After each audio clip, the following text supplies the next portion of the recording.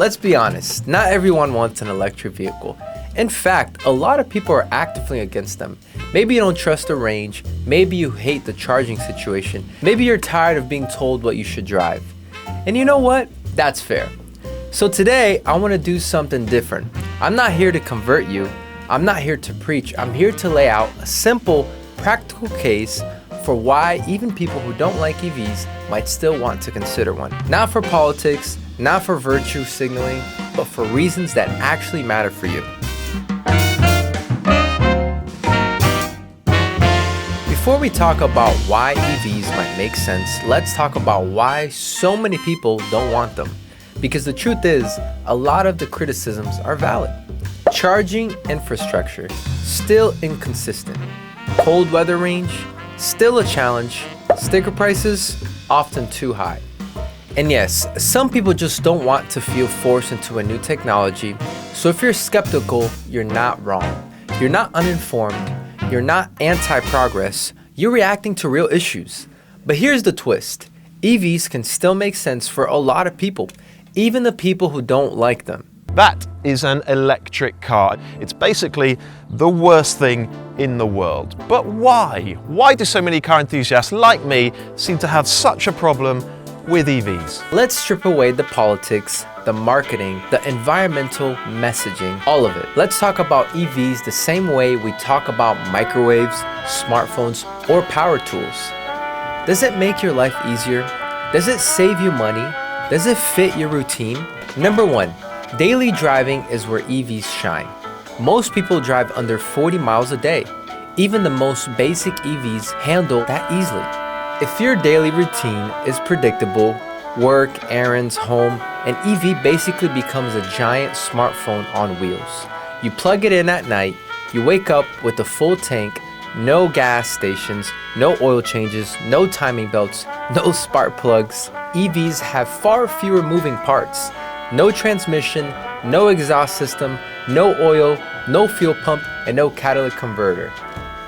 Maintenance-wise, I have not done much to my car because I haven't had to. Things I've done so far, I've put in air filters, I've put air in my tires, I've done tire rotations 3 times, and I bought a gallon of windshield washer fluid. You can't deny the math.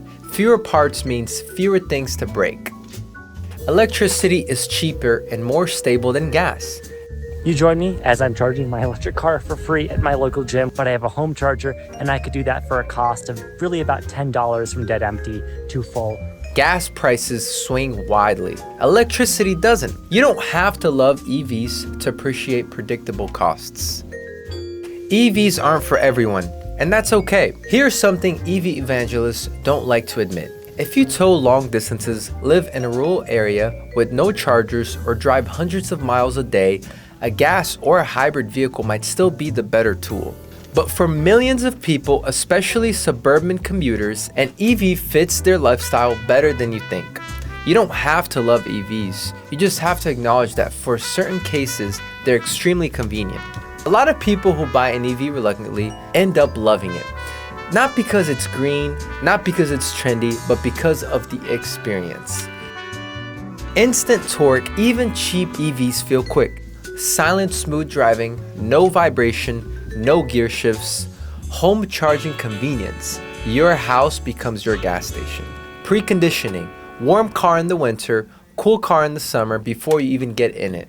Low operating costs, especially for people with short commutes. These aren't political features, they are comfort features, convenience features, quality of life features. Addressing the biggest fears honestly. What about battery replacements? Most EV batteries are lasting far longer than early predictions. Many are still at 80 to 90% capacity after 150,000 miles. What about charging? If you can charge at home, 95% of your charging happens there. Public charging becomes a rare backup, not a daily chore. What about cold weather? EVs lose range in the cold, but so do gas cars. Remote preconditioning helps offset this. What about long trips? If you road trip constantly, a hybrid or a gas car might still be better. But for occasional trips, modern EVs can handle it with planning. None of these concerns make you wrong. They just mean EVs aren't one size fits all. And that's okay. So here's the bottom line. You don't have to love EVs. You don't have to agree with the hype. You don't have to give up your gas car. But if you strip away the noise and look at the EVs as tools, not symbols, you might find that one of them actually fits your life better than you expect. Try one, test drive one, borrow one. You might still hate it, and that's fine. But you might also discover that the thing you've been avoiding is actually pretty great for the way you live. Not because someone told you to buy one, but because it works. Hey guys, thank you so much for watching. Click that button, subscribe, and like our videos for more. Thanks.